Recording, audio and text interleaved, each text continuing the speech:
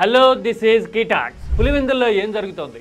రాష్ట్రం మొత్తం తీవ్ర ఉత్కంఠ రేపుతూ టీడీపీ మీడియా మొత్తం గంటల తరబడి చర్చ పెట్టి టీడీపీ పత్రికలన్నీ పతాక శీర్షికల్లో ప్రచురించిన పులివెందుల్లో జనం ఏం తీర్పు చెప్పబోతున్నారు?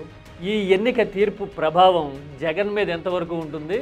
చంద్రబాబు ప్రభుత్వం అసలు ఇంత హంగామా చేయడానికి అసలు కారణం ఏంటి? Let us check. This is కిటాక్స్.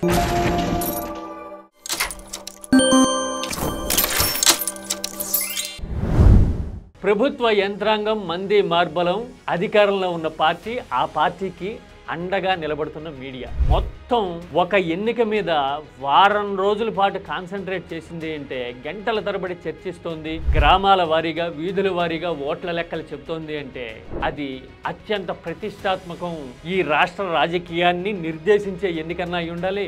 లేదంటే గనక ఆ ఎన్నికల బరిలో ఉన్న ప్రత్యర్థి పార్టీ అత్యంత బలమైంది, ఆ పార్టీ నాయకుడు అత్యంత ప్రభావశీలమైన వాడు అయి ఉండాలి. ఈ రెండిట్లో ఏదో ఒకటి అయి ఉండాలి. మరి ఈ లెక్కను చూస్తే పులివెందుల జడ్పీ ఎన్నికకి ఈ రాష్ట్ర రాజకీయాన్ని మార్చేంత ప్రభావం ఉంటుందా? ఉండదు. మరి రెండోది, ఆ ఎన్నికలో బరిలో ఉన్న పార్టీ గాని ఆ నాయకుడు గాని అంత బలమైన వాడా? అందుకోసమే ఇంత శక్తియుక్తులు పెట్టాల్సి వచ్చిందా అంటే ఎస్, రాష్ట్ర ప్రజలకు అర్థమవుతుంది వాస్తవం.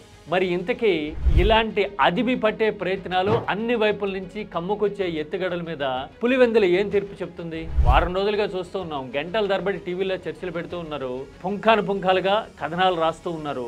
అలాగే వైసీపీ నాయకుల మీదే దాడులు జరుగుతూ రక్తం ఓడుతున్న దృశ్యాలు కనపడుతూ ఉంటే డజన్ల కొద్దీ అట్రాసిటీ కేసులు కూడా వాళ్ళ మీదే బనాయించడం కూడా కనపడుతుంది. సరిగ్గా ఇదే సమయంలో వివేక కూతురు సునీతమ్మ కూడా ఎంట్రీ ఇచ్చి పులివెందుల్లో పరిస్థితులు చూస్తుంటే భయం వేస్తుంది అని మాట్లాడడం very very impressive and interesting కూడా. ఎందుకంటే వివేక హత్య కేసు గురించి ఆమె ఇప్పుడే పర్టికులర్ గా మాట్లాడడం ఒక పాయింట్ ఇందులో అయితే, రెండోది హత్య జరిగినప్పుడు గాని ఇప్పుడు గాని అధికారంలో ఉన్నది చంద్రబాబే. ఆ తర్వాత నడి మధ్యలో 5 ఏళ్ల పాటు నేను అధికారంలోకి వచ్చిన తర్వాత అసలు దోషులు ఎవరో బయట పెడతా అని అనేక సార్లు ప్రకటించింది, సునీతమ్మకి హామీ ఇచ్చింది కూడా చంద్రబాబే. మరి ఆ హామీ సంగతి ఏమైంది?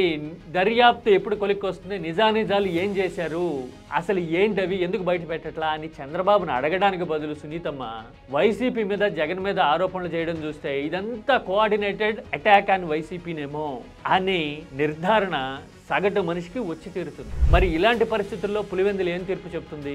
ప్రతిదానికి ఒక పాయింట్ ఆఫ్ టైం అనేది ఉంటుంది. సంక్రాంతి జనవరిలో వచ్చినట్టు, సమ్మర్ అనేది ఏప్రిల్ మే నెలలో వచ్చినట్టు మన దేశంలో కూడా ప్రజాభిప్రాయం అనేది 5 ఏళ్లకు ఒకసారి బయటపడుతుంది. అంతేగాని సిచ్యువేషనల్ గా సీజనల్ గా ఎప్పుడు పడితే అప్పుడు వచ్చేసేది. అందుకోసమే స్థానిక సంస్థల్లోనో ఉప ఎన్నికల్లోనో వచ్చేది జనాభిప్రాయం అనిపించుకోదు. సాధారణంగా ఎవరు అధికారంలో ఉంటే వాళ్ళు, ఎవరు ఎక్కువ ఇంపాక్ట్ చూపించగలిగితే, ఎవరు ఎక్కువ మొత్తగలిగితే వాళ్ళు పై చేయి సాధించేందుకు ఎక్కువ అవకాశాలు ఉంటాయి. అందుకనే ఒక జడ్పీ ఎన్నిక తీర్పుని ప్రత్యేకంగా ప్రస్తావించాల్సిన అవసరం, కన్సిడర్ చేయాల్సిన అవసరం, ప్రకటించాల్సిన అవసరం, గమనించాల్సిన అవసరం ఉండదేమో.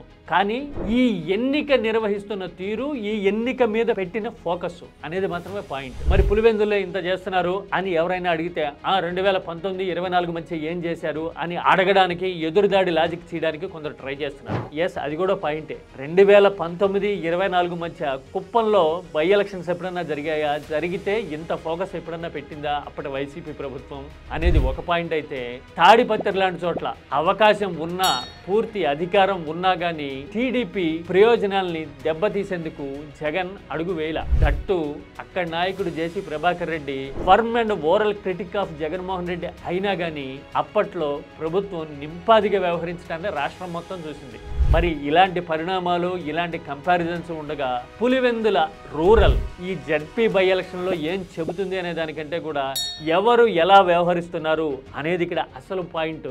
బహుశా ఈ పాయింటే వచ్చే 3.5 ఏళ్ల తర్వాత జరిగే ఎన్నికల్లో రిఫ్లెక్ట్ అయ్యేందుకు అవకాశం ఉంటుంది. ఎందుకంటే there is a point of time for Indian democracy. అవునా కదా? This is కిటాక్స్.